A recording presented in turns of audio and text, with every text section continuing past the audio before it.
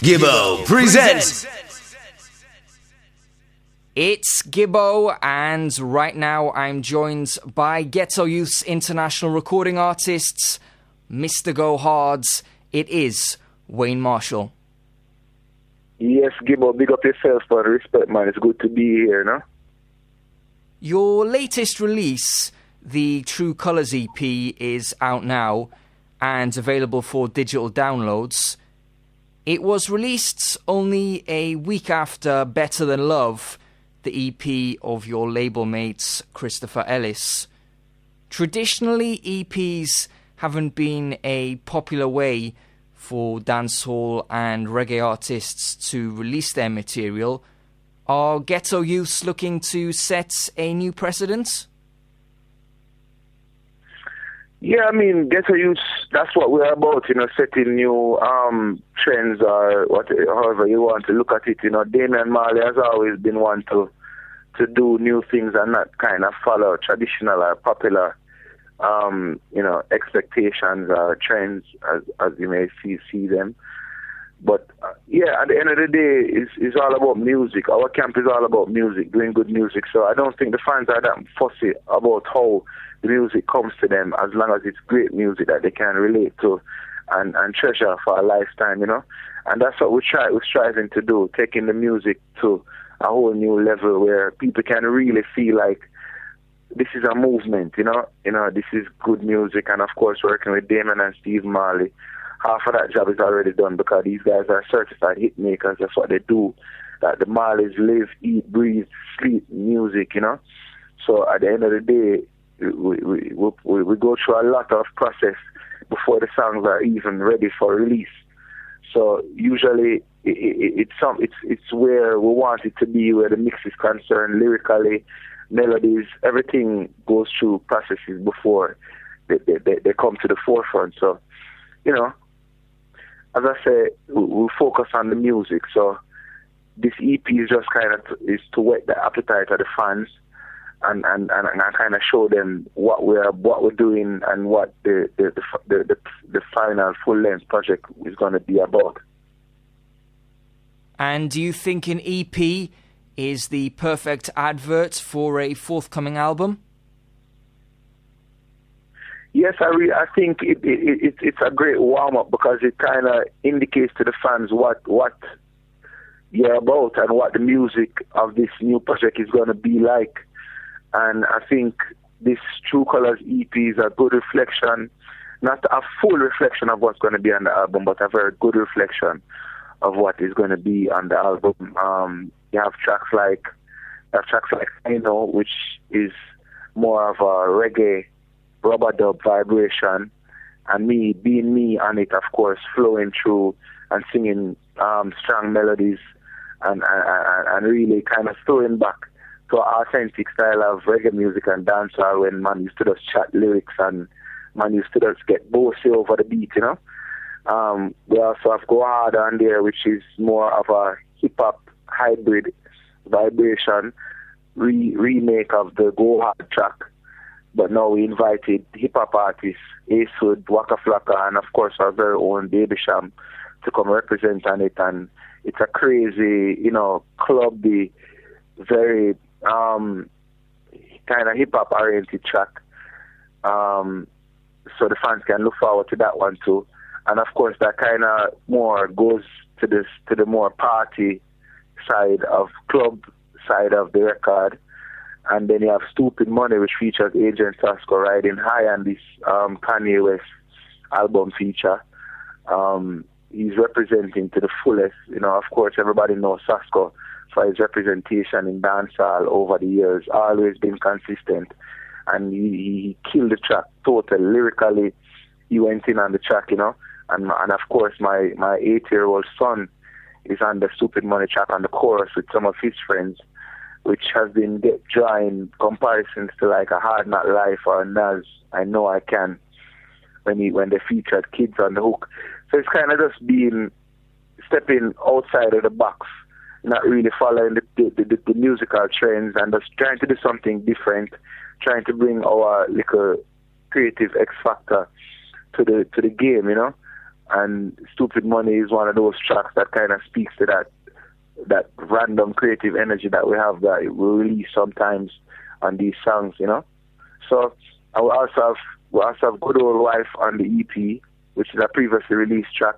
Just kind of adding some flavor. It's more like a bonus track, you know what I mean, to add some flavor to the vibration. But the Tru Colors EP is definitely, you know, it definitely represents the standards, the level of music that we're reaching to our striving for this January 22 official album release.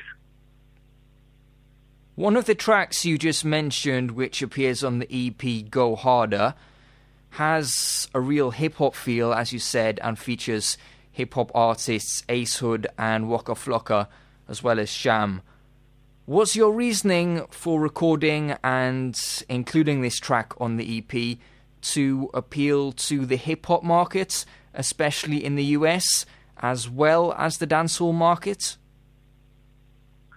Well, yeah, definitely. I mean, the track is already a track that is popular in dancehall and in the local circles.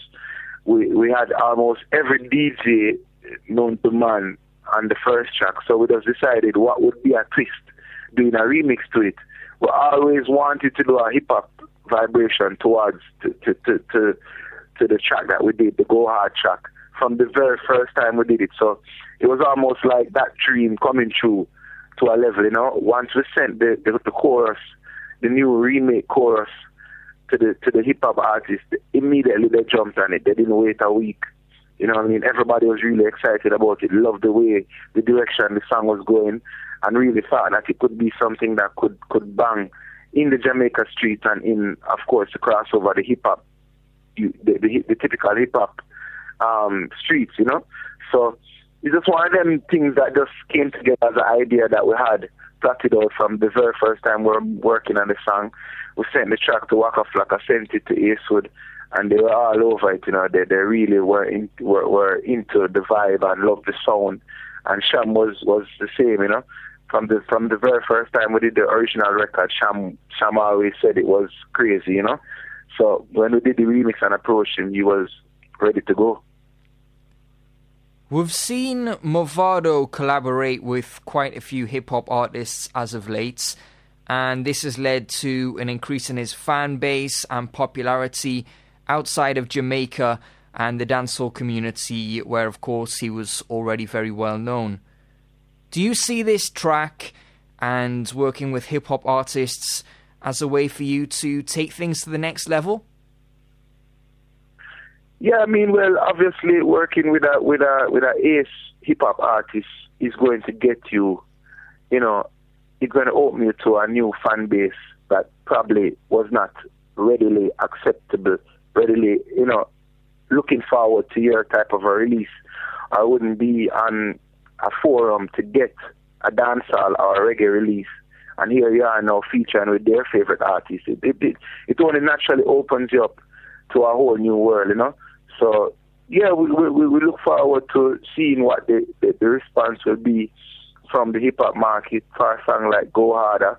I've been getting a lot of good responses so far, and it looks really, you know, I'm very optimistic about what's going to happen for this release. Is there a video on the way? Well, you know what, everybody has you know, kind of given a partial commitment to representing and being available for the video. So we're here in talks with the various camps right now. So we'll see where it goes. You know, all being well, and everybody's schedule kind of being able to coincide on a weekend or a week soon. Chances are we'll get this video done. What are your goals for the track? Do you think it can reach the Hot 97 playlists and 106 in Park? Yeah, man, well, definitely. Whenever we do a song, whether it be reggae, whether it be dancehall, we always try our best, whether it be hip-hop fusion, island pop, whatever, we always try our very best to put 100% into what we're doing. And I think us giving it our all, we expect it to be able to jump into any playlist, any radio station, you know what I mean? And of course, it being a hip-hop oriented track, would I really feel like the hip-hop lovers could really, you know, find this as something on their iPod, something in their iTunes account, definitely. So, yeah, man, go harder to the world, man. We definitely feel like it have the spice, it have the flavor to represent on a 106 and Park. Just like Stupid Money as well, I know, to a lesser extent, definitely have the potential to jump off in big marketplaces. The Tru Colors EP is, of course, the prelude to your second album, also titled Tru Colors, which will be dropping next year. Do you have a release date for it yet? Yeah, man, the release date for it is January 22nd. We've been getting some of the hard copies already in hand. So it's really progressing nicely. Yeah, so the fans can look forward to our January 22nd release date for the full-length album, and we're very excited about it. We have some tracks on there that are definitely going to blow the minds of the fans. Then they know, say, it has reached to this level, because we kind of just quietly kept on building our brand, building our sound, building our music. You know what I mean? We're always in the studio, fine-tuning the sound. And now here we are with 13 tracks that we feel worthy, you know, feel worthy of the fan support. So, you know, I can't wait for it to be released. I can't wait for the fans them to get a listening ear on what we've been working on. Your first album, Martial Law, was released way back in July 2003. So by the time Tru Colors drops, it's going to have been 10 and a half years since your last album was released. I presume the big gap between releases was due to the fact that you felt voicing on rhythms and recording singles was the best move for you as an artist during this time period. Am I correct in assuming this? Yeah, no, you're very correct. And at the same time, I just didn't feel comfortable with being in a situation where I would get the best album out from a production standpoint, because again, doing jugglings and kind of just working with rhythms that producers bring to you, it kind of keeps you in a box, you know, and it keeps you, you know, I guess more following the trend of what is going on the local scene. And I always thought the next time I did an album, it would have to be a project with a main executive producer, with a concept, with a vibration, with a home, you know, and a team. So that's basically what I've been working towards all of my career, you know. We did an early album. The early album was mainly a compilation of songs. It wasn't a project that we worked on specifically and said, okay, this is the album I'm going to do this and that towards the album. It was just me singing on various rhythms locally and gathering them all and putting them out on VP Records. So I promised myself that I wouldn't put my career back in that kind of a format. I want to do official albums, and Damian showed interest in my career from early and told me that he saw me as an artist that should be doing albums, you know what I mean, and that should be doing great records. And you know, that was like a dream of mine. So here I am now, a couple years later, working now fully with the Ghetto Youths Camp and putting out this album and feeling very good about the level that we've reached, you know, over the last 10 years. Can you explain a little bit of the reasoning why Damian explained to you he felt it was right for you to put out an album now? Well, I mean, I can't really tell you the specific aspects of the reasoning or the ideas, but you know what? Over the years, he's always shown an interest in my music. He's always told me that he heard the new releases and which one he's impressed by and which one he likes or which one he prefers over which one. And so he's always been following my career. So I guess at the end of looking at my career and actually and hearing all my songs, all of my new songs, I would always play the songs for him too that I've been doing. And I guess listening to all of the records, he just thought Wayne Marshall is an album artist and needs to be doing projects, you know what I mean, and needs and needs focused production and that type of thing. So, as I say, it's a great look. Steve Marley, just the same, has always had shown love for my music that I do. So I think I'm in the perfect camp and I'm at the perfect place in my musical evolution to do this and to drop this album right now. You talked about your first album being more a collection of singles than a real album. Is there any pre-released material on Tru Colors? Oh yeah, definitely there's pre-released material on Tru Colors. As a matter of fact, just about 60% of the album will be unheard tracks that nobody has ever heard before. And that's one of the main reasons why you do an album like this and not a whole heap of songs that people already know, because you want the fans to make that journey into the vibration that you are doing, independent of knowing these tracks. I mean, once they know the tracks, there's no excitement, because they know what they're getting. But the fans will not know what they're getting until the album is released. And, us building up to that release date is all about getting them to really feel excited about the music that we're doing through this EP and through other channels that we're going to be using. But, definitely it's going to, most of the tracks on the album are unheard tracks and tracks that they'll get to really get introduced to when they get introduced to the album. So do you feel an album must contain the right mix of previously unreleased and released material? Because reggae and dancehall albums often don't sell too well, and one thing that people often put that down to is the fact that they contain a lot of pre-release material, and that's why they feel they don't sell and reach the potential that albums from artists of their stature should. Yeah, man, no, definitely. That's what we believe is one of the, and that's exactly one of the main reasons why I wouldn't want to do a compilation album and say I'm doing an album for the fans, because it's almost a disrespect to put on, 95% of songs that they already know and expect them to bite. It makes no sense. Why would I do that as a consumer?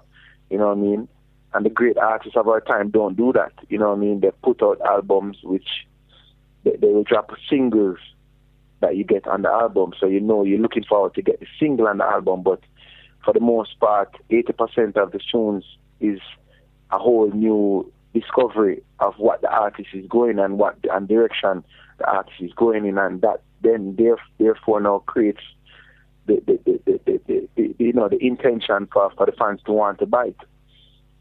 So I think we're doing it the right way, where we allow them to hear some of the tracks, understand what we're doing, and then now come up with the album 2 months down the line. I've heard you say the title Tru Colors was Junior Gong's idea, and it was inspired by your true slang. Is it just a clever title, or are we actually getting to see the real you now? Yeah, no, man, definitely. The title speaks to the fact that, people know me for saying true. But at the end of the day, this is what it has so many representations. That's why we chose it, because it is definitely actually showcasing what I am now, who I am in the music, the evolution that I've taken over the years in the game, and now I'm ready to unleash, all of what I have gathered and garnered over the years. Do you have a different approach to music these days, or is it just a case of progression and that you've continuously developed and matured as an artist throughout your career? Yeah, it's an evolution. I think the growth that I'm showing and displaying right now is just a natural evolution. Me showing the music love, me diving into instrumentation, production, and then it all tells. It all tells in the level and the standard of the music that you're doing. You know what I mean? I'm getting better at what I understand now and put the music in perspective now more than ever. You know, understand what makes the music work from a theory perspective. And we're in the street, you know, so we are product of the street and still mixing the more theoretical perspective of the music too. So it's a great combination, you know, because we actually come up in the music from the street, you know. We never know certain little things about the music. It's just really, as I say, as the journey progresses is when you pick up certain things. So now I think we're at a point now where a whole heap of growth has happened, you know, over the years, performing in so many countries and things. You know, I feel like it's all come down to this now, to this point where I'm just ready now to make a name for myself now and pave a road for our younger generation, you know, just like how the elders and the forefathers of the music have paved the way for us to have an easier journey. I feel like we are at that point now where it's our time to do that for the youths looking up to us and the youths wanting to make a career for themselves in music. The album is executively produced by Damian Marley. How does he differ from other producers you've worked with throughout your career? Well, Damian is what you call now a full package, triple threat or quadruple threat, however you want to look at it, you know. Remember, not every producer that you work with is a well-known hit maker, super artist, lyricist extraordinaire, businessman, and also a programmer of drums and drum sounds, and a very much an advocate of technology and even history as well. So he's everything that you could have wanted in a producer, and to tell you the truth, in a Gibbo. He's a master tactician when it comes to strategy and you know, picking the right time to release, right songs to release. Even the order of the songs on the album, Damian spends hours to deliberate and go into. So it's working with Damian is very much different from working with typical producers who are good at one or two or three things, because he's everything, you know. He's everything in a producer that the artist could have want, you know. And especially the fact that he works so hard at getting his music right, and it's no different for his artists that he work with, you know. He's definitely a perfectionist, if ever I knew one. So, yeah, I mean, from that perspective, you know, working with Damian is a dream, man, definitely. When you became a part of Ghetto Youths International, you were already a very well-known and respected artist within the dancehall and reggae community, with a large collection of hit singles to your name. What was it that made you think that joining the camp was the right move for you, and did you have to spend some time deciding if this was indeed the right move to make?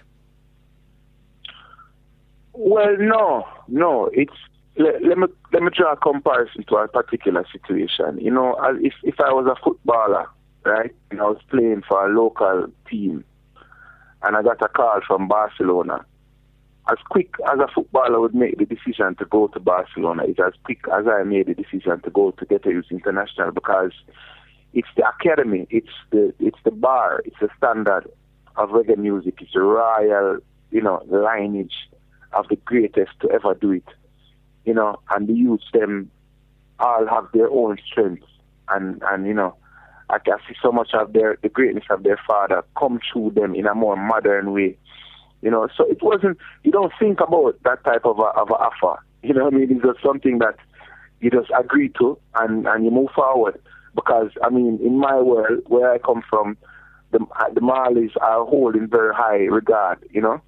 And I think that's more of a worldwide stigma, you know what I mean? So, you know, from that person, you know, really, it's not something that I have to give much thought. It's always something that I've looked forward to all my life, working with the Marleys, especially as a son of the music, a son of Jamaican culture, knowing the role that these guys play in music, in the growth of music, and, all that they have inherited through the legacy of their father. And when you put all that together, man, it's nothing but regular royalty and glory, So, here we are, working. It couldn't have been any other way. I feel like I'm in the perfect place, musically, camp-wise, team-wise. So we're just working towards this, building this buzz to the January 22nd release date. You recently performed along with Assassin at the Behind the Screen series, which takes place at Usain Bolt's Tracks and Records venue.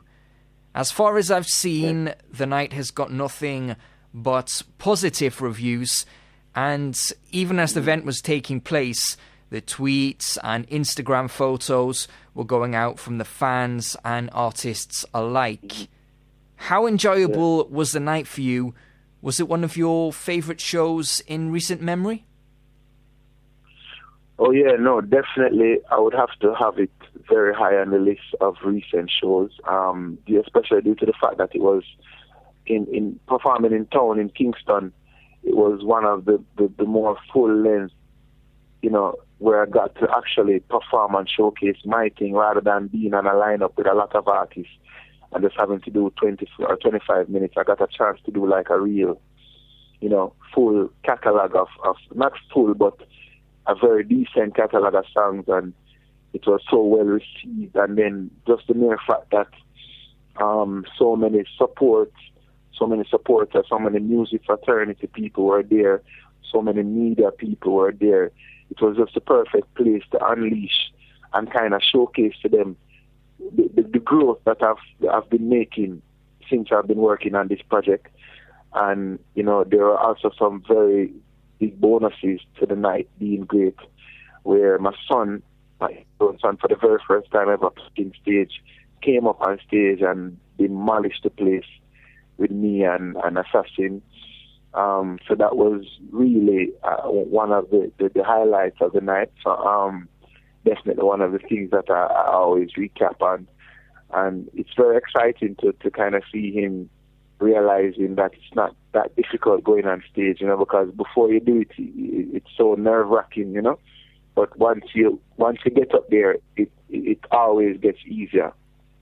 You know what I mean? So just to see him gather courage to come up there with Daddy, and he was there watching everything, and it was a very crowning moment on his musical journey, because I really do see him as talented in music.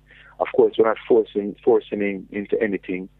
It's very casual. His talent is very, informal right now, but from a youth, he always showed interest in the music at very high creative level, So who knows, we're watching him, we're nurturing him, So it's all about school right now, but I can tell that music is going to be a part of his story, whether it's career or whether it's a hobby. He's definitely blessed with the bug, the music bug has definitely bit him. So that was good, we got to sing the new songs, and it was really overwhelming, the response. And that it always feels good to perform old songs and new songs and then getting a great response. So it's a good vibration altogether. Did your son ask to feature on Stupid Money with you in Assassin, or was it your idea to collaborate on a song? Yeah, but I thought about the melody, and then I heard him singing the melody in my head, so I asked him if he was liking that vibe, and he said, "Dad, that's crazy. He loves it." So, and right away we jumped into the studio. He called a few of his friends, and they would group them up, and it has been getting really good reviews from the public since its release. Radio has been playing it hard, really good support, and it's being picked up in the streets in Jamaica right now. So there's a great vibration going on out there. You've also made the a cappella for the single available for downloads, and you're running a competition to see who can come up with the best remix of the single. Mm-hmm. Will it be you judging the winner, and what criteria will be used to judge the competition? No, it's not going to come down to any one person's decision. I guess after a panel of us, a group of us, not a lot of us, maybe me, Damian, and a couple more management, probably one of the media team, goes through, and I guess whichever song tops the list of tops our list, it's going to get the nod. Whichever song that kind of climbs its way to the top of all our lists is probably going to get the nod in the long run. But yeah, it's just another way of getting the fans involved with the music, getting them to understand what we're going for. You know what I mean? Because you have a lot of remix kings out there just waiting for the opportunity to remix, fresh tracks. And from I did the song, from we released it to radio, a lot of radio and DJs have been asking for the acapella. So I just figured, you know what? Let's just make it a big worldwide competition and see who makes the best remix. And then from there we can add it to the official remix of the project, Since it began, the Behind the Screen series has really gone from strength to strength. What do you think the key to its success is? Is it just that it keeps things simple and lets fans get up close and personal with their favourite artists? Yeah, I mean, that's definitely one of the reasons. People always love live music, and people like to see their favourite artists in a showcase of that format, you know what I mean? So just the mere fact that we are reggae country, we are dancehall country, and it's just a way to get, as you say, up close and personal with the artists that they love. I guess that keeps it, and it's, of course, in the heart of the city and at one of the best sports bars in town. So it's a lot of little, perks about coming out to a behind the screen series, whole heap of girls, whole heap of thugs, whole heap of... It's just niceness, You never hear about a fight or anything like that at any of the events. It's just clean music, good vibrations, and a joy, So, yeah, man, it only goes without saying that putting the right artists in there will keep it going. During your performance at Behind the Screen, you gave a mention to the currently incarcerated dancehall giants, Vybz Kartel, who's currently standing trial. Does dancehall need Kartel to be freed? Does dancehall need Kartel to be freed? It would be good for dancehall if Kartel is freed, because he's one of the ambassadors. He's one of the number one representatives. But it's not fair for me to put dancehall ahead of justice. So at the end of the day, will we allow the justice system to figure out what Kartel's fate is, and then we will, move forward whichever way the wind blows after the trial is done, you know what I mean? But of course, it goes without saying, Kartel is one of the greatest to ever do dancehall music. So him being incarcerated is a blow to dancehall, you know what I mean? Whether or not dancehall needs him is a different argument, But as I say, we allow the justice system to take care of it, If him, send him a road and make him do dancehall for the people, then, you know what I mean? And if he's guilty, you deal with it accordingly. So I just one of them things then, and find himself in a spot, and my best wishes with him. I don't wish incarceration on my worst enemy. Not to mention my best friend. So as I say, we just leave that to the justice system and the court to decide. What's the feeling on the streets of Jamaica? Do people feel he's getting a fair trial? Do they think he will walk free? Or is the prevailing thought that he'll be found guilty?